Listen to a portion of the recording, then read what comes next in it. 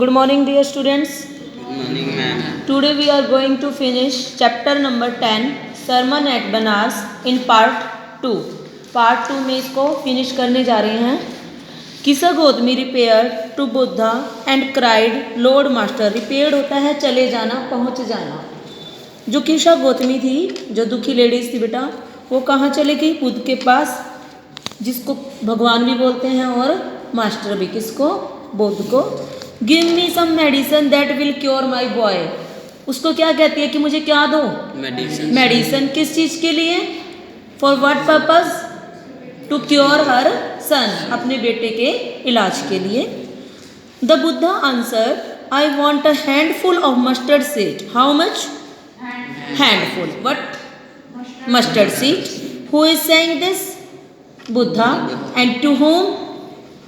किसा गौतमी. कि I want a handful of mustard seeds. Very important line बेटा. And when the girl in her joy promise to procure it, the Buddha added, the mustard seed must be taken from a house where no one has lost a child, husband, parent और friend.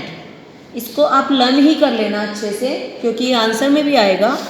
जब वो ladies थी, खुशी हो गई बहुत ज़्यादा कि मुझे क्या मिल गई? दवाई मिल गई. मीन्स इसने कह दिया कि ये लेके आओ. तो बुद्धा ने उसी टाइम ऐड किया, यानी कि प्लस की अपनी बात, कि खाली सीड नहीं लेके आने. सीड आपको उस घर से लेके आने हैं जहाँ पर नाम गिनवा दिया. एक तो चाइल्ड, बच्चा ना हो, मतलब इनमें से कोई ना हो. चाइल्ड, हस्बैंड मतलब पति, पेरेंट्स माता या पिता, फ्रेंड. सब रिश्ते तो आ गए ना. तो यदि हाँ, बचा कौन? तो बोले कि इनमें से किसी की डेथ ना हो तभी लेके आना, जिन्होंने अपने परिवार में ना खोया हो. Poor Kisa Gotami now went from house to house. अब कहाँ गई वो? House to house. And people pitied her. लोगों ने उस पर क्या खाई? दया. पीटीड क्या होता है बेटा? दया. And said, here is mustard seed, take it. Mustard seed है, ले लो. But when she asked, did a son और डॉटर, अ फादर और mother die in your family. लेकिन उसने पूछा, क्या तुम्हारे घर में बेटा या बेटी, माँ, मम्मी या पापा, किसी की डेथ तो नहीं हुई? They answered. उन्होंने आंसर दिया, alas the living are few. कि लिविंग यानी कि जो जिंदा बच्चे हैं ना, वो कुछ ही हैं. फ्यू मैंने कुछ ही हैं. But the dead are many. मरे हुए बहुत हैं, यानी कि ऐसे पर्सन बहुत है जो हमारे परिवार में मर चुके हैं. Do not remind us of our deepest grief. मत रिमाइंड कराओ हमें हमारे जो गहरे दुख हैं. डीपेस्ट मैंने सबसे ज़्यादा गहरे दुख. And there was no house but some beloved one had died in it. वहाँ पर कोई भी ऐसा घर नहीं है जहाँ पर कोई किसी का प्यारा या सगा संबंधी ना मरा हो. मिल गया ऐसे. किसा Gautami became very weary. Weary मैंने थका हुआ. वियरी क्या होता है? टायर्ड. थका हुआ. क्या है वो?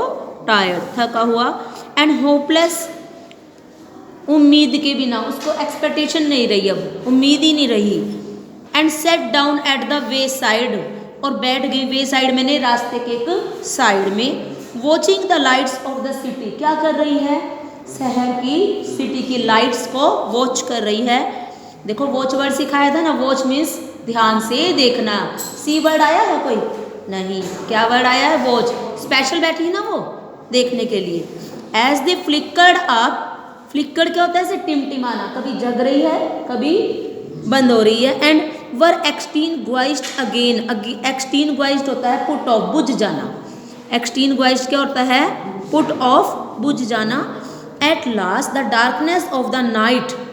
डार्कनेस मीन्स अंधेरा. डार्कनेस में बेटा अंधेरा.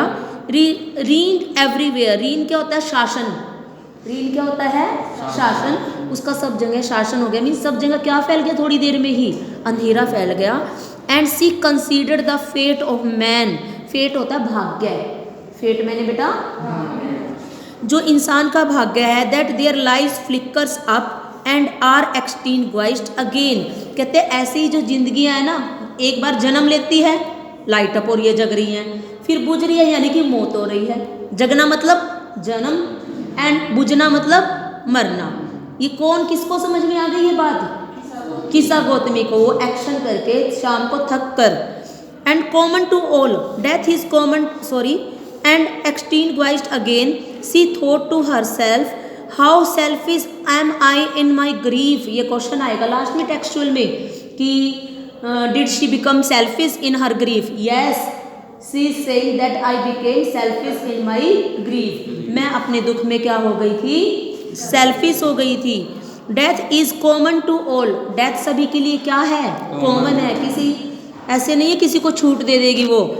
Yet in this valley of desolation there is a path that leads him to immortality who has surrendered all the selfishness. फिर भी कहते हैं जो वैली है ना, मौत की वैली है, डेथ वैली है, यहाँ पर एक उम्मीद है कि यहाँ पर अनश्वरता यानी कि अमरता. अमरता क्या होती है? जो चीज़ कोई ना मरे, उस इमोरलिटी उसको प्राप्त किया जा सकता है. कैसे? सरेंडर कर कर. सरेंडर क्या होता है? अपने आप को बिल्कुल सौंप देना. और ऑल सेल्फिशनेस, किस चीज़ को? जितनी हमारी स्वार्थीपन है ना उनको छोड़ दी तो क्या है? हमें अमरता भी प्राप्त हो सकती है. तो यहाँ पर हमने क्या देखा? पहले वो इस पहरा में कहाँ गई?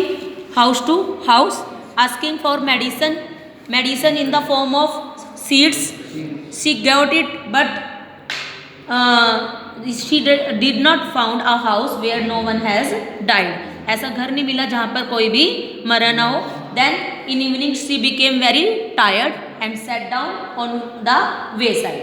Then she watched city light and she got the idea. She understand this is the fate of human being, that death is common to all persons. कि डेथ क्या है? सभी के लिए कॉमन है.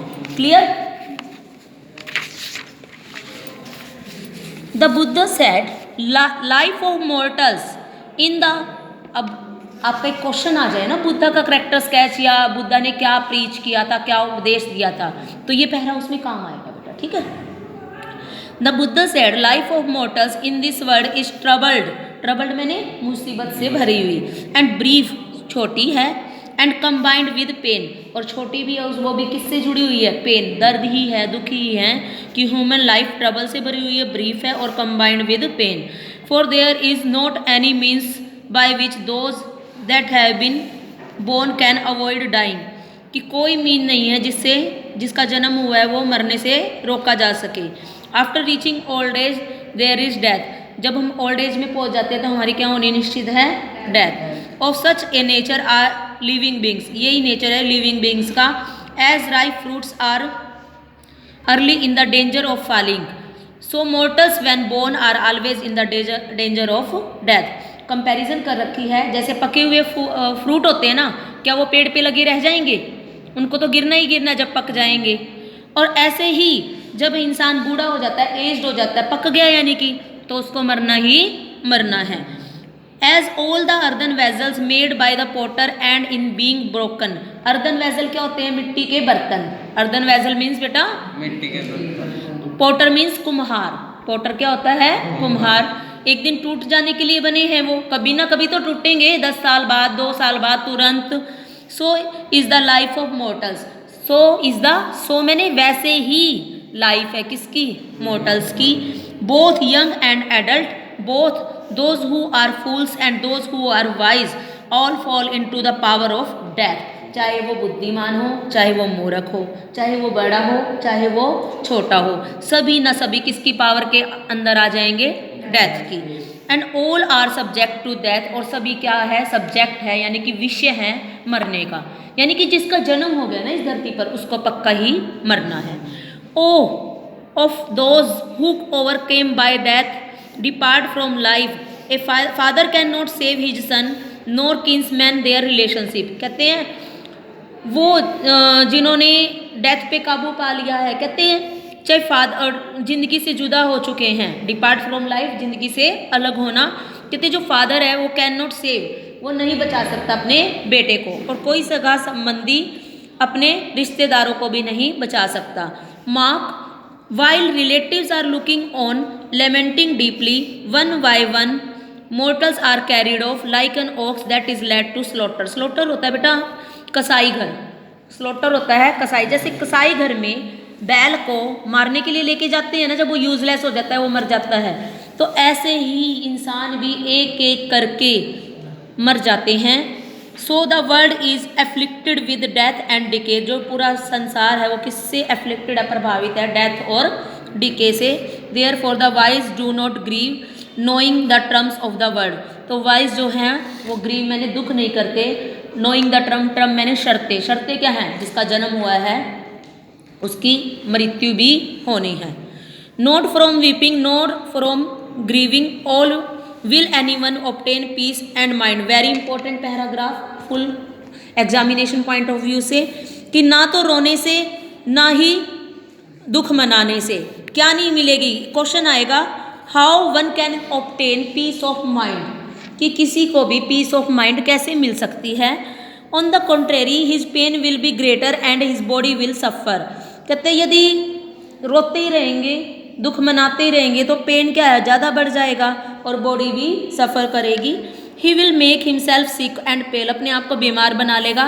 Yet the dead are not saved by his lamentation, कितना भी lamentation कर लो, कितना भी पछता लो, जो डेड है क्या वो जिंदा हो जाएगा वापस, नहीं। लेमेंटेशन क्या होता है बेटा, पछतावा, लेमेंटेशन मैंने पछतावा।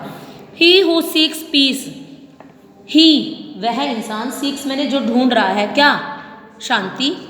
Should draw out the arrow of lamentation, arrow क्या होता है, तीर, एरो क्या होता है, लेमेंटेशन मीन्स पछतावे का तीर, उसको निकालना ही है, उसको समझना चाहिए, मर गया तो मर गया, मरना तो है ही। एंड कंप्लेन एंड ग्रीव, तीन चीज बताई हैं, एक तो लेमेंटेशन, एक शिकायत और एक दुख, इन तीनों का तीर उसको अपने हृदय से निकालना होगा।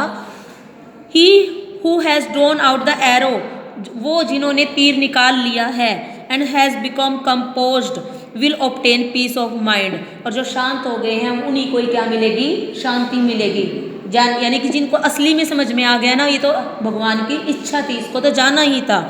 He who has overcome all सोरो, ही वह, हु जिसने, ओवरकम मैंने कंट्रोल कर लिए हैं क्या, सारे सोरो दुख, will become free from sorrow, वो ही दुखों से आज़ाद होगा।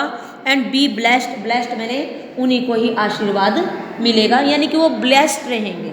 ये पूरे जो पैरा है ना बेटा, इसमें क्या आया है, how one can attain the peace of mind. आप वो जो एरो वाली लाइन है वो पूरी लिख सकते हो, आपको 2 मार्क्स में कंप्लीट हो जाएगा। One who can draw the arrow of सोरो, ग्रीफ एंड लेमेंटेशन, कंप्लेन, ये तीन, ग्रीफ सोरो, ग्रीफ और सोरो एक ही बात है, grief complain and lamentation. He can attain the peace of mind and who free from himself sorrow, जिन्होंने अपने आप को सोरो यानी कि दुखों से आज़ाद कर लिया है वो भी शांति का अनुभव करेंगे। दैट्स ऑल बेटे।